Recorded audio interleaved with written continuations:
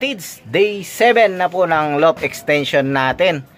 At dalawa na lang kami ni Joel magtatrabaho dahil si Wells Loft is may pasok na mga kalapatids. Tulungan nyo kami mga kalapatids maghapon.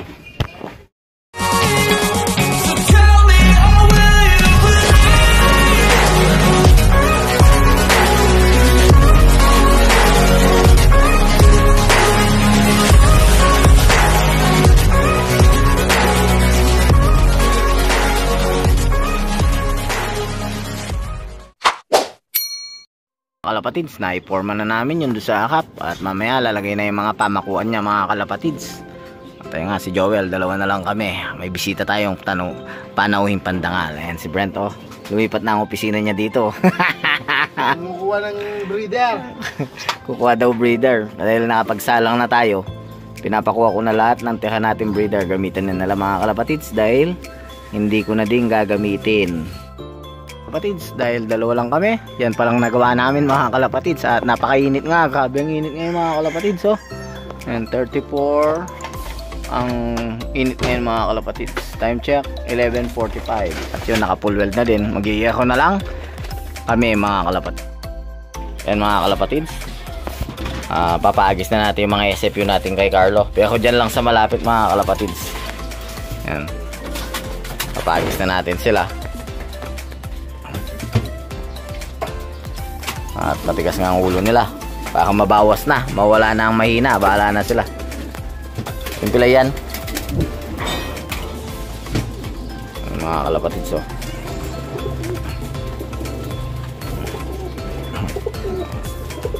Ilan lahat yan? Yan.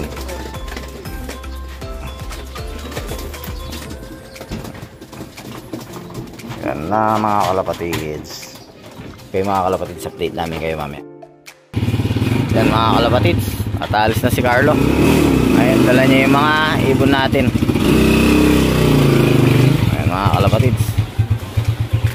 O, agis mo, video mo. Okay mga kalapatids, ayun na. Tayin natin ang kaibal.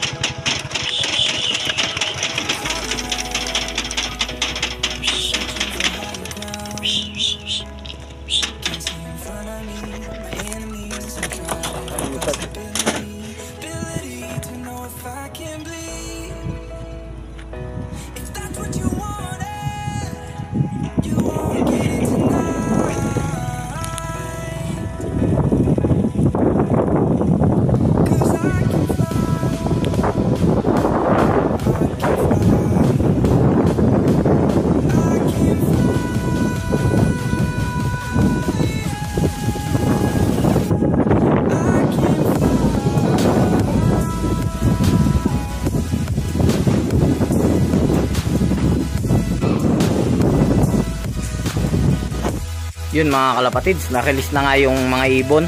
At dyan lang sa SM mga kalapatids. Tingnan natin kung magwawatak-watak sila o hindi. Kung hindi sila magwawatak-watak mga kalapatids, ilalayo na natin sila. Okay mga kalapatids, abangan na.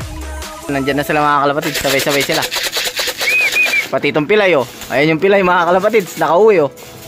Oh, ayan na sila mga kalapatids, sabay-sabay.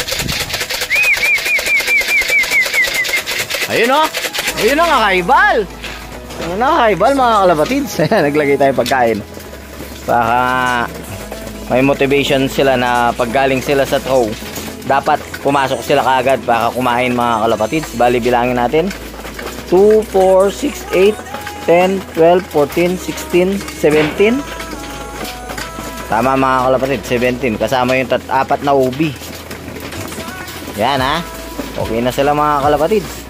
Bukas, tutraw na natin ulit yung mga yan mga kalapatids. Kaya ako ilalayo na natin. Tinignan lang natin kung may magwawatak-watak sa kanila o wala. Kaya yan, palagay ko mga kalapatids, pwede na. Pati yung pilay mga kalapatids, pinatraw ko. nakauwi naman. Tingnan natin hanggang saan naabot yan pilay na yan mga kalapatids. Ayan ngayon nahampas ang pakpak. Pero ito tropakin natin. Patunayan niya na karapat dapat siya dito sa loob natin mga kalapatids. At yan mga kalapatids, okay na sila. Back to work na tayo mga kalapatids. Mga kalapatids, naglalagay na ng yero. Yung nga, buwis buhay lang ang paglagay ng yero dito mga kalapatids. Hindi kaya may scaffolding, medyo safety ka. Dito is angle bar lang inaapakan mga kalapatids. Check mga kalapatids, 12-16. At ayun, nailagay na namin yung sa yero. Mamaya lalagay na din yung tatlo. Then yung pinaka ridge roll niya mga kalapatids. Okay mga kalapatids, update namin kayo mamaya. Kain muna kami. Kalapatid, start na kami. 101 kami ni Joel mga kalapatids. Ayan o, sana wag umulan. Kids, nalagay na yung bubong dito sa akap. Ayan o, dyan na lang nga sa taas ang ilalagay natin. Tapos na mga kalapatids. Baka flooring naman ang susundan natin mga kalapatids. Flooring muna tayo para hindi tayo nag-aalanganin dito sa dumadaan dito sa flooring mga kalapatids. Yung mga kalapatids, minamarkingan na ni Joel yung ridge roll para malagyan na siya ng ganun mga kalapatids. So yan, minarkingan niya na nga. So yun mga kalapatids, abutin natin at dito na sa baba aayos. Tagulihan mo yun. Time check, 3:09 mga kalapatids. At yan, tatabasin na muna ni Joel dahil nagsusundo ako, wala siyang kasama, hindi siya pwede sa taas, wala mag-aabot sa kanya mga kalapatids. At yun, tingnan natin mamaya kung ano matatapos. Bali ang gagawin ni Joel ngayon is tatabas-tabasin yan at magtatabas siya ng mga tubo para sa flooring, para bukas naglalagay na lang kami ulit mga kalapatids. At yun nga, 101 lang kami dito mga kalapatids. Sige mga kalapatids, update namin kayo mamaya pagbalik ko. Mga kalapatids, naka-prepare na yung mga tubo na gagamitin dito sa flooring. Bukas ilalagay na lang yung mga yan mga kalapatids. Then nakakuha na din yun, no? Nakaputol-putol na din. Lalagay na lang din bukas yan mga kalapatids. At yun muna ang natapos ngayon dahil umulan at saka nagsundo tayo mga kalapatids. Ayan, no? Tingnan nyo, umuulan. At ayan, nakaporma na ang loop natin mga kalapatids. Napakapogi ng ating loop. Ayan, sana matapos na. At nandyan na din yung mga ibang gamit niya, yung mga welded wire nandyan na din, nandun sa baba, nabili ko na. Tapos yung pang-flooring na plywood nandun na din, kaya medyo mabigat na din yung nagagastos natin mga kalapatids. Pero kung hanggang saan kakayanin, dun na lang natin, hanggang dun na lang tayo mga kalapatids. Yun mga kalapatids, at sana wala pa pala yung ganun niya sa taas, yung tusok-tusok. Hindi pa tayo nakabili ng flat bar. At yun, tingnan natin kung hanggang saan tayo aabutin dito sa loob natin. Medyo magastos din nga. At mas maliit lang ng konti ito dun sa ginawa kong design dun sa Victoria, yung kay Joshua. Mas maliit lang to. Bali ito is, yung kwarto nun is 6x6 kada isang kwarto. Itong sa atin is 5x5. Tapos yung aviary nun is 4x12. Itong atin 3x10 mga kalapatids. Kaya mas maliit lang ng konti. Kaya medyo mabigat nga sa bulsa. At yun mga kalapatids, sana time check nga 4:54. Patayin na naman yung ulan mga kalapatids.